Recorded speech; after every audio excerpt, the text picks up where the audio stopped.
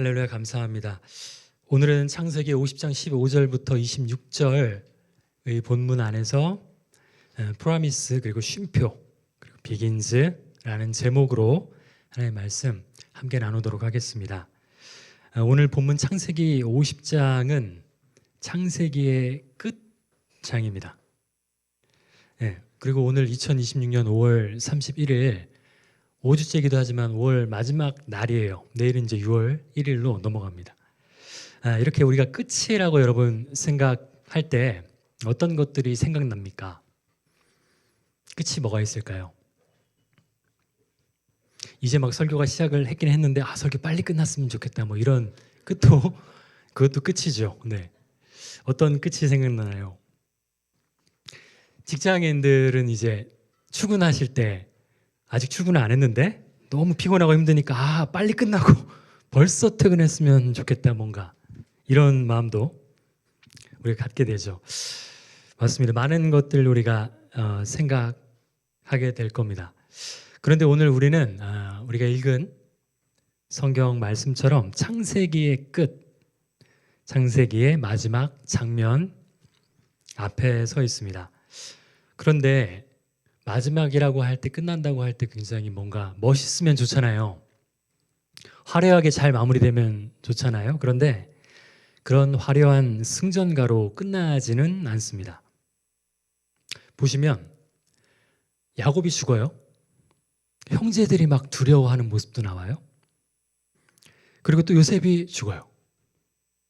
있는 사실만 말씀드린 겁니다. 거짓말 없죠? 네, 이렇게 마무리가 됩니다.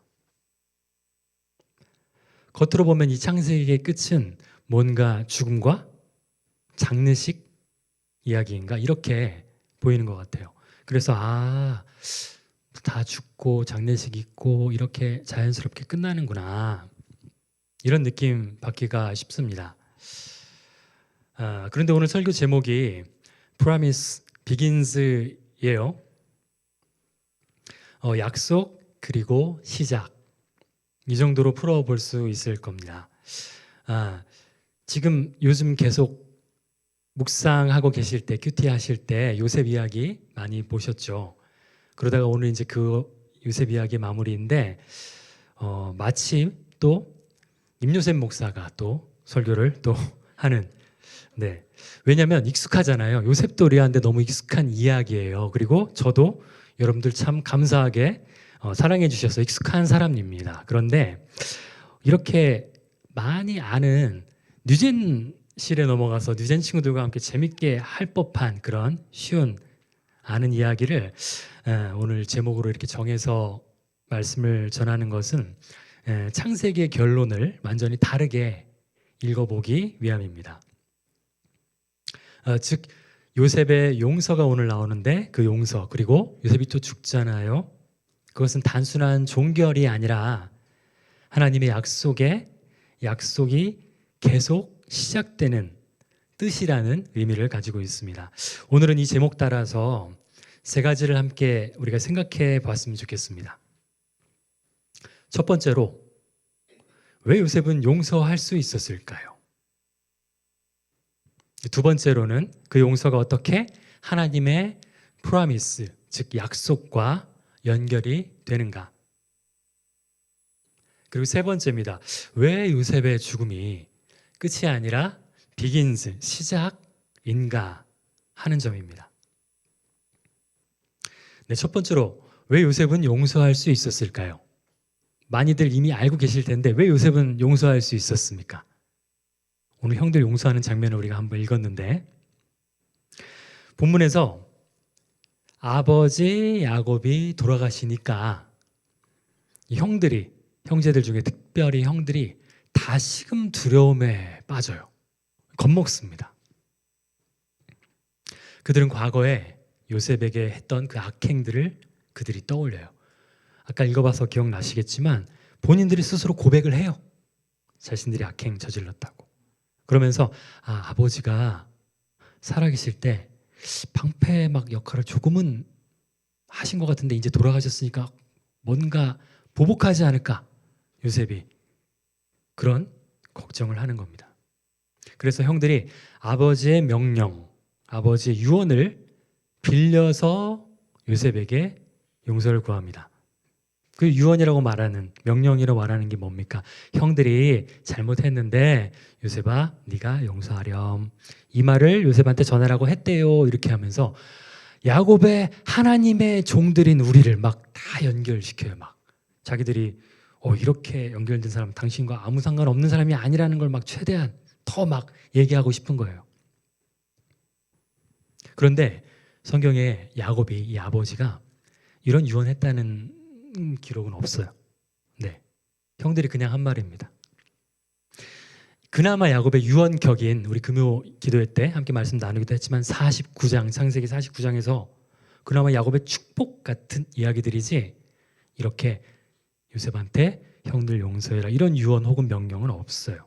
형들이 두려워서 요셉의 용서를 끌어내기 위해 만들어낸 말입니다. 오죽하면 이렇게 했을까요?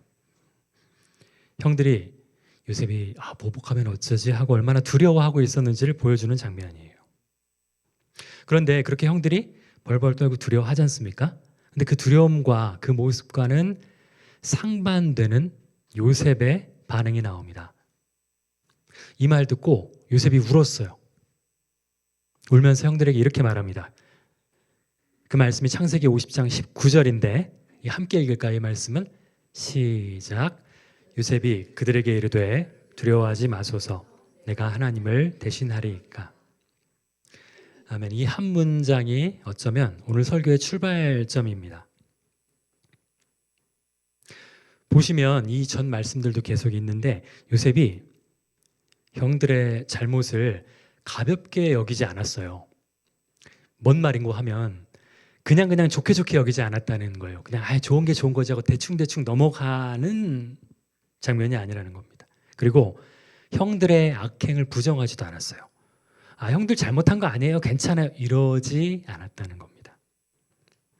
다만 요셉은 심판의 권한이 본인에게 있지 않음을 분명히 한 겁니다. 그렇기 때문에 요셉은 복수자가 되지 않았고 하나님을 대신하지 않았습니다. 어떻게 이게 가능합니까? 계속해서 질문을 던지는데요. 요셉은 본인이 일생 동안 겪었던 그 수많은 상처와 고난의 그 이야기들을 피해의 이야기로만 보지 않았기 때문이에요. 인정해요. 분명히 형들이 행한 것들이 잘못 혹은 악행이라고 인정합니다. 그 형들의 악행조차 요셉은 자신의 상처로 본 게 아니라 하나님의 큰 계획 안에 들어가 있다고 믿은 거예요. 그래서 그는 복수 대신에 위로를 선택했고 응징 대신 회복의 길을 선택했던 겁니다. 자, 이 이야기는 오늘 우리에게도 굉장히 중요합니다. 보통 상처라고 할 때 누가 나에게 잘못했나 이걸 생각해요. 운전하다가 만나게 되는 비매너 운전자들을 향해서 아무리 신앙생활을 몇십 년 한 권사님 누구일지라도 갑자기 막 튀어나오는 말들이 막 있죠. 네. 근데 저도 운전면허는 옛날에 땄는데 운전을 다시 한 지가 얼마 안 됐을 때 그러더라고요. 왜 이렇게 저렇게 승질을 들들까 그랬는데 막 이렇게 나오는 저 스스로를 보고 깜짝 놀라가지고 막 상처받은 건가요? 하여튼 누가 나한테 잘못했는가를 생각합니다. 그 공식을 생각해요. 그런데 요셉은 그 상처의 시간을 하나님께서 이 일을 통해 무엇을 이루시는가를 그렇게 해석을 했다는 겁니다. 또 하나 볼 수 있는 게 여기서 뒤바뀐 위로자의 모습을 우리는 이 장면을 통해서 봐요. 용서라고 할 때도 마찬가지입니다. 여러분, 가해자가 피해자한테 와서 구하는 게 용서예요. 그렇지 않습니까? 그리고 피해자가 가해자 말 듣고 해주는 게 용서예요. 그래 알겠습니다. 당신 용서할게요. 이렇게. 그리고 혹은 피해자가 제3자에게 막 위로받는 것, 이것이 일반적인 용서의 틀입니다. 그런데 여기서 요셉은 지금 피해자예요. 피해자. 그것도 한 가지 사건만을 통해서 단순하게 조금 그냥 이슈 혹은 해프닝이 있었던 정도가 아닌 굉장한 인생의 깊은 골을 상처받은 피해자입니다. 그런데 오히려 가해자인 형들을 지금 오늘 어떻게 해요? 위로하고 있어요.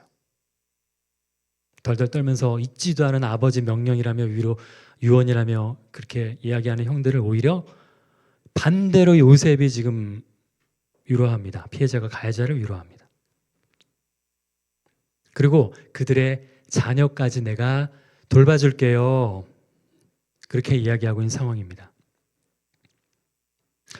자, 그럼 우리 삶 속에서 여러분 갈등들이 참 많아요. 크고 작게. 그리고 다툼의 상태가 참 많습니다. 거기서 우리가 어떻게 행하고 있습니까? 가만히 돌아보면 언젠가부터는 겸손이 미덕이 아니에요. 왜 당하고만 살아요? 그건 무식한 거예요. 멍청한 거예요. 이러면서 차라리 손해보지 않고 상처받지 않게끔 뭔가 자꾸 이야기하는 세상이 되고 있어요. 그렇기 때문에 그렇지, 상처받을 수 없어. 내가 손해받을 수 없어. 손해 입을 수 없어. 그래서 차라리 막 악으로 깡으로 가해자의 자리에 우리도 모르게 서 있지는 않았는지 우리가 돌아볼 필요가 있다는 겁니다. 요셉이 형들을 대하는 이 장면에서 용서라는 것이 나의 성품이 뛰어나서 하는 게 아니구나 라는 것을 보여줍니다. 성품으로 할 수 있는 것들은 한계가 있고 언젠간 드러납니다. 그리고 또 요셉이 형들을 이해해서 용서한 것도 아닙니다. 악이, 잘못이 분명하다는 것을 인지하고 있었기 때문에, 그렇게 고백했기 때문이죠. 요셉은 하나님을 신뢰했기 때문에 용서할 수 있었던 거예요.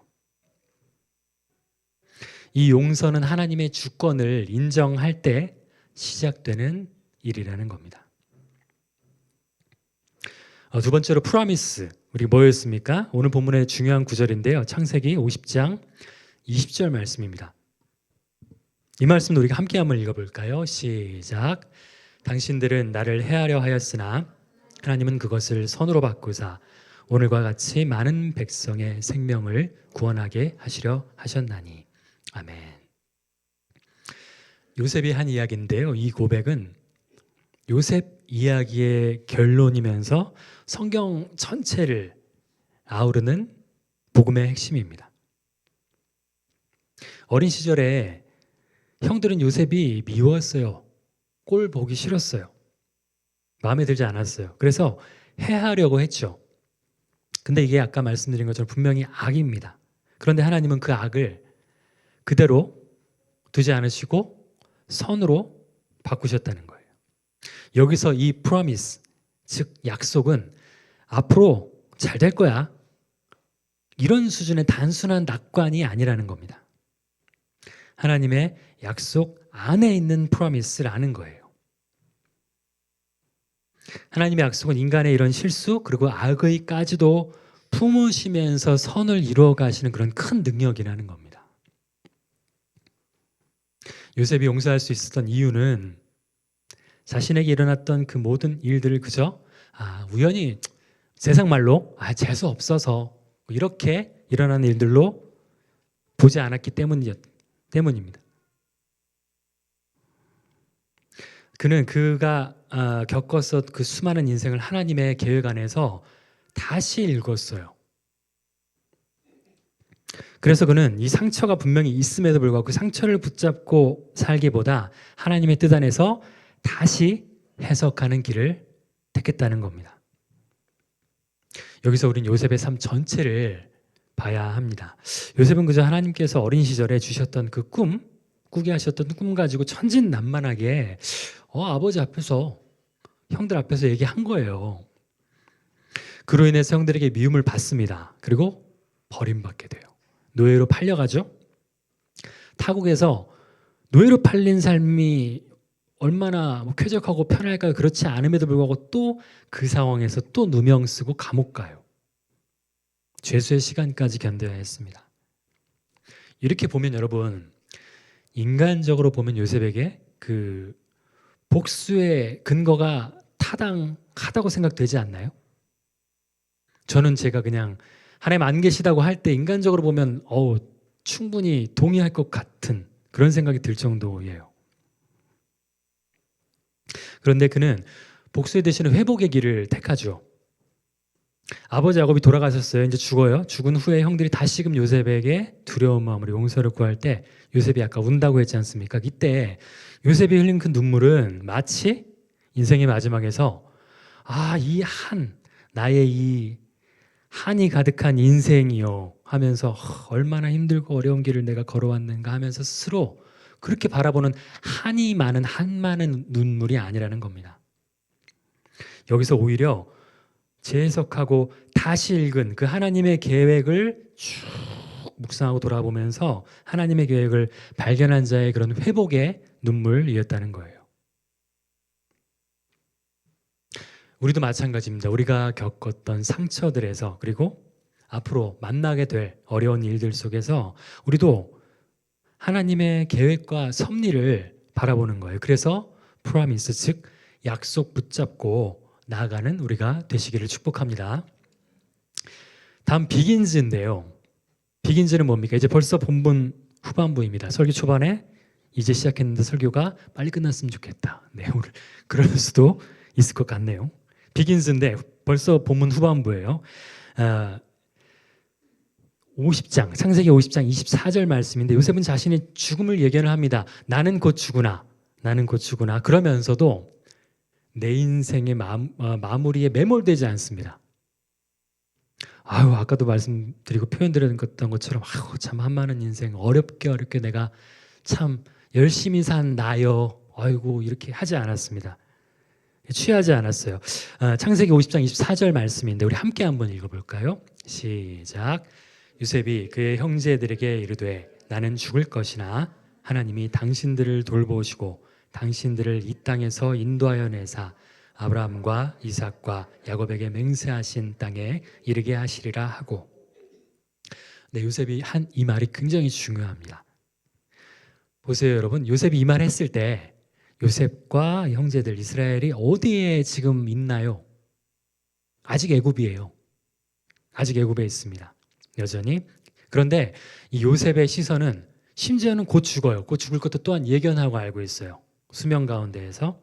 그런데 그것도 요셉 혼자만 놓고 보면 얼마나 부귀영화 가운데 있습니까? 그 고난들을 다 제치고 올라와서 하나님의 은혜로 국무총리예요. 근데 이 땅에서의 현재 자신이 거하고 있는 애굽 안에서의 그런 안정을 요셉이 이야기하지 않았어요. 지금 자신이 죽은 이유기 때문에 뭔가 정 없는 사람들은 나 죽은 이후에 뭔 소용이 있어, 그냥 알아서들 열심히들 사쇼, 이럴 수도 있는 건데, 나는 죽어서 나와는 상관없을 수도 있는 건데, 나는 죽으나 하나님께서 이렇게 말씀하신 약속에 대해서, 미래에 대해서 지금 이야기를 했다는 거예요.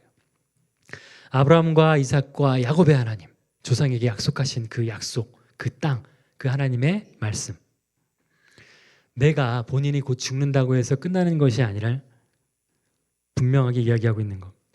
하나님의 약속은 본인이 죽은 이후에라도 다음 세대로 계속 시작되어서 이어진다고 믿고 있었던 겁니다. 비긴즈는 그렇게 해석되는 겁니다. 요셉의 시대는 끝나요. 그런데 하나님의 역사는 계속됩니다. 한 세대는 사라지지만 약속의 땅과 언약 백성을 향한 하나님의 일하심은 또 시작되어서 계속 된다는 겁니다. 오늘 만나게 되는 요셉이 죽게 될 것, 이 죽음은 마침표가 아니라 다음 장면으로 넘어가는 전환점이라는 겁니다. 이렇게 창세기는 요셉의 죽음으로 끝이 납니다. 근데 창세기를 이렇게 읽는 우리 독자로서는 뭔가 찝찝하게 끝날 수도 있어요. 요셉의 우여곡절 가운데 하나님께서 그 삶을 통해서 일하시고 정말 그런 일들을 하셨지만 아직 이스라엘은 애굽에 있는 걸요. 애굽 남의 나라잖아요. 하물며 우상 숭배하는 그런 이방 족속이에요. 끝이, 이 마무리가 이게 뭐지? 싶을 수가 있다는 겁니다. 오늘 계속 끝 그리고 마무리들에 대해서 한번 나누고 있는데, 저는 이제 일하는 것들 중에 건설 현장에서도 적지 않은 시간을 많이 지냈습니다. 그런데 제가 뭐 특출난 건축 건설 뭐 기술을 가지고 있어서 뭐 조금만 일해도 굉장히 고가에 받는 그런지는 못해요. 네, 그렇다는 게 아니라 그렇지는 못해요. 그러다 보니까 주로 해체 철거팀에 많이 속해서 작업에 투입될 때가 있는데, 해체 철거팀이라고 하면 여러분 뭐 건물 부수고 뭐 그런 거 생각하기 십상이죠. 근데 상식적으로 생각해 보면 사람이 망치 하나 들고 가서 이 큰 건물 이렇게 때려 부시고 이제 그러지는 않습니다. 그렇죠? 큰 뭐 포크레인이나 다른 것들이 대신 하는데, 물론 그런 데도 투입되겠지만 여러분 건물 지을 때 새 건물 짓는 현장에 해체 철거팀이 투입된다는 거 알고 계세요? 건물이 새로 올라가려면 지하를 깊게 파죠. 그리고 거기에 중심된 그런 뼈대들 세우고 철근들 세우고 합니다. 그 철근들 위에 나무랑 철이 합쳐진 그런 판이 있는데, 그 판들을 모양을 내고 핀으로 연결해서 구조를 쌓고 그 위에 이제 콘크리트 붓는 거예요. 시멘트 막 붓는 거예요. 그러면 굳잖아요. 굳으면 얘를 거기서부터 기술이죠. 이제 다 떼어내요. 그래서 또 그 다음 층에 그렇게 쌓고 붓고 굳으면 떼어내고, 그렇게 계속 건물이 올라가고 완성됩니다. 의외로 이렇게 해체 철거팀이 뭔가 들었을 때는 끝장을 내는 뭔가를 마무리를 하고 그런 작업에 투입되는 팀인가 싶지만, 건물이 시작되어지는 그런 작업에 투입되는 팀이기도 하다는 거예요. 어떤 건축가도 비슷한 이야기를 했습니다. 철거는 파괴가 아니라 새로운 설계가 시작되는 준비라고 이야기합니다. 자, 오늘 이 요셉의 죽음은 한 개인의 종결이에요. 그런데 성경은 그 죽음 다음에 무엇이 오는지를 더 크게 보여주고 있습니다. 바로 하나님의 약속이 계속되는 미래인 거죠. 그렇기 때문에 하나님 믿고 사는 우리를 뭐라고 합니까? 성도라고 하죠. 성도의 실패, 성도의 죽음, 그리고 성도의 끝이라고 보이는 그런 순간들도 하나님 약속 안에서 분명히 새로운 시작이 된다는 겁니다. 여러분, 우리가 생각하는 우리의 끝, 어떤 일에 있어서, 아니면 우리 길게 모두 포괄적으로는 삶에 있어서, 아니면 우리 가정의 어떤 겪는 상황들에 있어서 때로는 감정적으로 너무 어렵고 힘들어서 정말 끝인가? 이제 한계다. 아무것도 못해. 그런 곳에서 하나님 약속 붙들고 분명히 새로운 이야기들은 시작된다는 거예요. 그래서 이렇게 창세기의 오늘 마지막 장 끝인데 오히려 우리를 미래의 하나님 약속으로 우리 시선을 향하게 한다는 겁니다. 그래서 창세기를 관통하여서 흐르는 이 주제가 약속, 축복, 섭리, 믿음이라는 거예요. 자, 그럼 말씀을 한번 우리 삶에 적용해 볼까요? 첫 번째로 한번 권해 드리고 싶은 것은, 먼저 여러분 부탁드립니다. 심판의 자리에서 내려오시기를 부탁드립니다. 저를 포함한 우리 모두가 들어야 될 하나님의 말씀이신데요. 창세기 50장 19절 중에 이런 말씀이 있습니다. 창세기 50장 19절 말씀인데, 내가 하나님을 대신하리이까. 이 요셉의 고백을 기억하는 오늘 되었으면 좋겠습니다. 상대의 죄를 작게 보자는 것이 아니죠. 왜냐하면 잘못하지도 않은 사람을 왜 미워해요? 그렇게 하자는 게 아니라 잘못은 잘못인데 심판의 주권이 하나님께 있음을 인정하자는 겁니다. 살면서 생활하면서 속상할 때, 너무 억울한 일을 당했을 때, 서운해서 복수의 마음이 올라올 때들이 있죠. 우리 사람인데. 없는 분은 굉장히 존경하고 축복을 합니다. 네. 그럴 때가 있을 수 있는데, 그때 창세기 50장 20절, 창세기 50장 20절 말씀 중에 하나님이 이 일을 어떻게 손으로 바꾸실까를 하나님께 묻는 우리 되기를 소망합니다. 두 번째로 좀 권해드리고 싶은 것은, 상처를 피해의 이야기로만 내버려 두지 마시라는 겁니다. 요셉이 그랬어요. 자신을 피해자로 가만 내버려 두지 않았다는 겁니다. 요셉은 하나님의 계획 안에서 본인의 그 삶들을 다시금 읽고 재해석했다는 겁니다. 마찬가지죠. 우리들의 삶의 상처들, 억울함들, 실패들도 하나님의 손 안에서 재해석 될 수 있다는 것을 오늘 기억하십시오. 세 번째 뭡니까? 지금의 끝보다 하나님의 약속을 더 크게 보시기를 축복합니다. 요셉을 보세요. 성경 말씀이니까 글자로 우리가 읽는데, 그래서 이 피부에 안 와닿는데, 요셉이 한 말이 참 대단한 말인 것 같아요. 나는 곧 죽으나, 나는 곧 죽으나, 내가 죽으면 다 상관없어지는 것들인데 나는 죽지만 하나님께서 당신들을 인도하내셔서 약속의 땅에 이르게 할 것이고 돌보시고 지키시고 함께 하시고 온갖 축복의 말들을 합니다. 근거가 나에게 있지 아니하고 하나님께 있기 때문에 할 수 있었던 축복이고 선포이죠. 우리도 마찬가지인 것은 우리 삶의 여러분 최종 목적지는 이 땅에서의 이 애굽에서의 안정이 아닙니다. 우리 삶의 최종 목적지는 약속 안에서의 하나님 안에서의 영원입니다. 참 낙심돼서 지금 당장은 끝처럼 보일지라도 하나님의 약속은 오히려 시작되고 있다는 것을 기억하십시오. 그렇게 하나님의 약속은 계속되고 진행되고 결국에는 성취된다는 겁니다.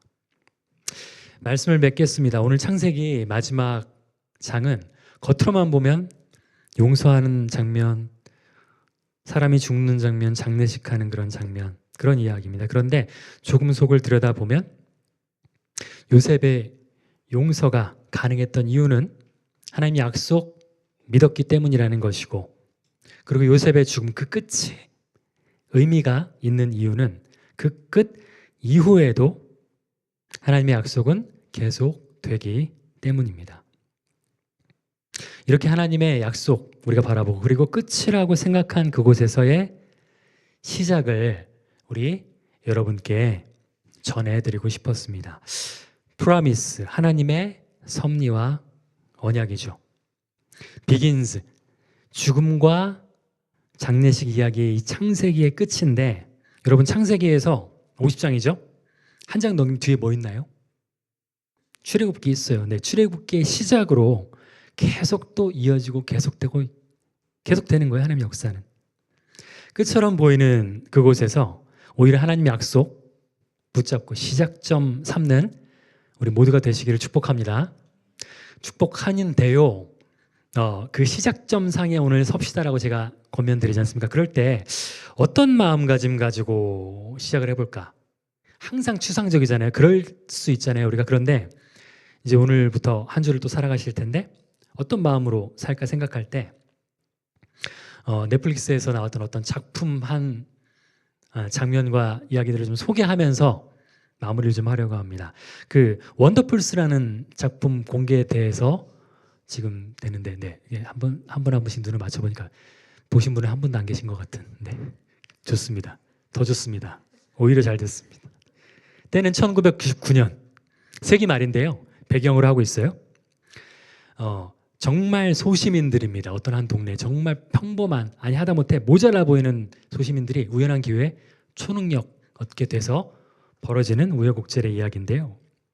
주인공 은채니라는 사람이 있어요. 예전에 그 우영우 변호사 우영우가 했었던 그 배우인데요. 제 이름을 잘 모르겠습니다. 은채니라는 이 주인공이 심장이 약해요. 그래서 의사 선생님이 언제 죽어도 이상할 게 없다고 얘기를 합니다. 그러다 보니 심장이 약해서 자기는 언제 죽을지도 모르니까 입술도 막 파랗고 건강이 안 좋으니까 소위 말해서 막 살아요. 그래서 그 동네에서 별명이 개차반입니다. 개차반. 뭐 언제 죽을지도 모르고 난 곧 죽으니까 뭐 무서울 것도 없고 막 살면 돼. 뭔가 이런 모습이에요. 그런데 어떤 계기로 본인이 죽지 않는 심장을 이식받았다는 사실을 듣게 돼요. 그리고 이 친구에게는 정말 이 친구를 애지중지 여기는, 왜냐면 몸이 약하니까. 할머니가 계신데 할머니랑 좀 다툼이 있었어요. 근데 이제 그 갈등 이후 할머니와 다시 만나는 장면에서 이 친구가 어떤 소중한 생명의 심장을 자기가 받았다는 사실을 알게 된 이후다 보니까 할머니한테 이렇게 이야기를 합니다. 그 친구의 성격이 드러나 있는데요. 이렇게 얘기를 해요. 조금은 열심히 살게. 할머니한테 이렇게 얘기합니다. 조금은 열심히 살게. 개차반처럼 막 살았었는데 본인이 받은 심장의 주인에게 미안하지 않기 위해서 그렇게 살아야겠지 않는가라는 그 주인공의 이야기이죠. 여러분, 우리는 어떤가요? 초능력은 아마 없으실 텐데, 물론 이제 특히 저는 개인적으로는 그렇게 힘들게 자녀들을 잘 키우실 아버지 어머니가 다 키우셨지만 우리 어머님들이 참 초능력자이지 않나, 뭐 이제 그런 생각도 가끔은 해봅니다. 그런데 우리는 이 친구는 막 심장이 빨리 뛰면 순간이동하고 막 그러거든요. 그런 초능력은 우리 가운데 없지만 우리 심장은 어떻습니까, 여러분? 영원한 사망을 스스로 해결할 수 없는 영원한 사망을 끝으로 두고 있었던 우리예요. 그래서 어차피 이 세상 죽으면 영원한 사망으로 그렇게밖에 할 수 없는 우리인데 막 살아야지. 그래서 영적인 눈으로 바라볼 때 개차반처럼 살았던 우리일지도 모르겠습니다. 그러다 보니 하나님 말씀대로 하루아침에 변하기가 힘들지도 모르겠습니다. 그래도 우리 가운데 이 새 심장, 새 생명 주신 예수 그리스도 앞에 죄송하지 않기 위해서 하나님의 말씀 붙들고 우리가 그래도 조금은 열심히 사는 것을 시작해 보는 건 어떻겠습니까?